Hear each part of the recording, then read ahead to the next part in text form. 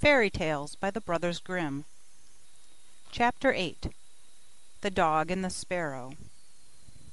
A shepherd's dog had a master who took no care of him, but often let him suffer the greatest hunger. At last he could bear it no longer, so he took to his heels, and off he ran in a very sad and sorrowful mood. On the road he met a sparrow that said to him, "Why are you so sad, my friend?"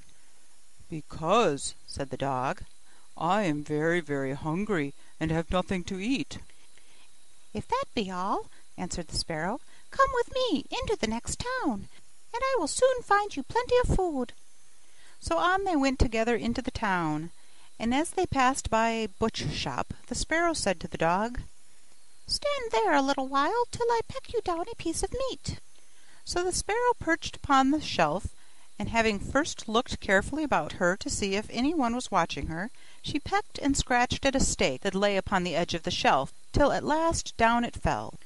Then the dog snapped it up, and scrambled away with it into a corner, where he soon ate it all up. "Well," said the sparrow, "you shall have some more if you will.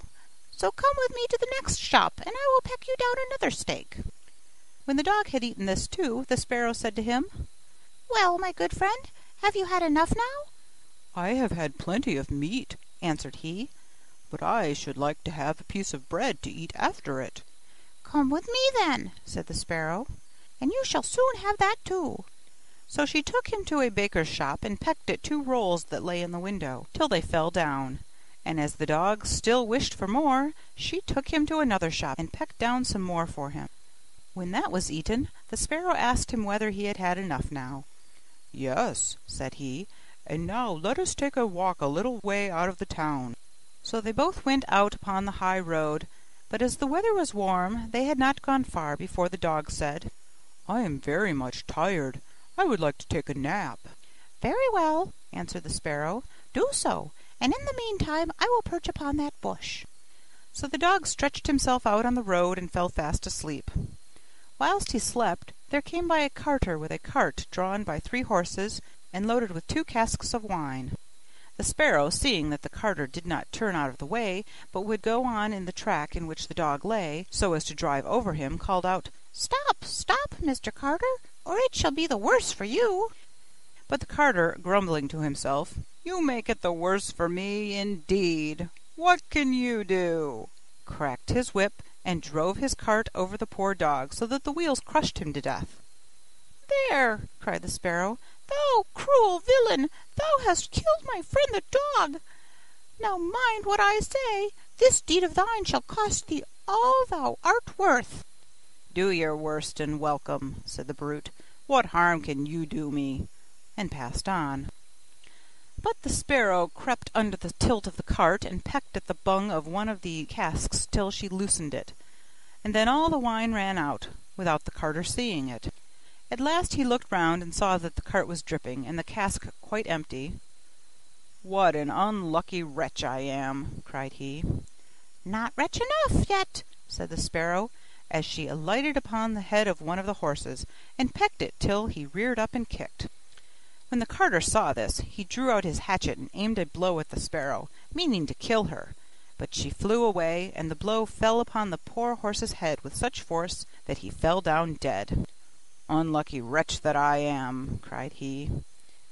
"Not wretch enough yet," said the sparrow. And as the carter went on with the other 2 horses, she again crept under the tilt of the cart, and pecked out the bung of the second cask, so that all the wine ran out. When the carter saw this, he again cried out, "Miserable wretch that I am!" But the sparrow answered, "Not wretch enough yet," and perched on the head of the second horse, and pecked at him too. The carter ran up and struck at her again with his hatchet, but away she flew, and the blow fell upon the second horse, and killed him on the spot. "Unlucky wretch that I am!" said he. "Not wretch enough yet," said the sparrow, and perched upon the third horse. She began to peck him too.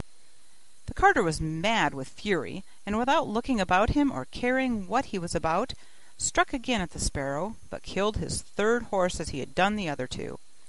"Alas, miserable wretch that I am!" cried he. "Not wretch enough yet," answered the sparrow as she flew away. Now will I plague and punish thee at thy own house. The carter was forced at last to leave his cart behind him, and to go home overflowing with rage and vexation. "Alas," said he to his wife, "what ill luck has befallen me! My wine is all spilt, and my horses all three dead."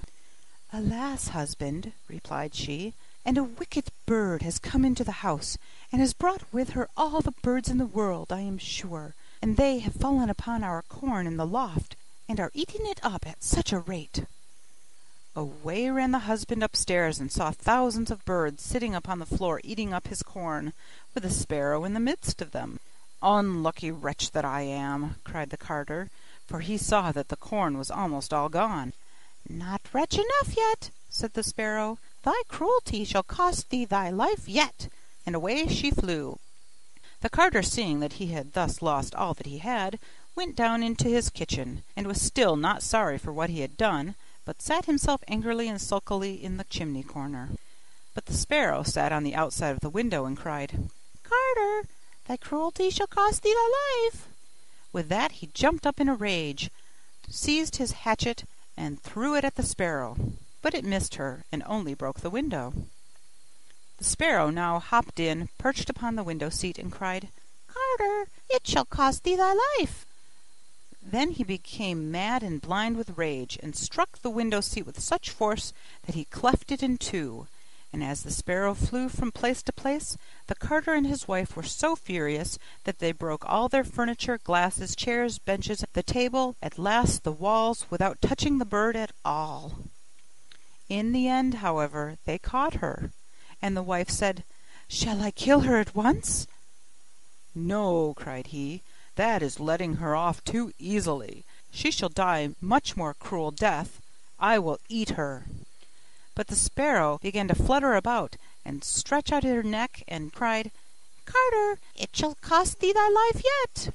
With that he could wait no longer, so he gave his wife the hatchet, and cried, "Wife, strike at the bird, and kill her in my hand." And the wife struck, but she missed her aim, and hit her husband on the head, so that he fell down dead. And the sparrow flew quietly home to her nest. End of chapter 8.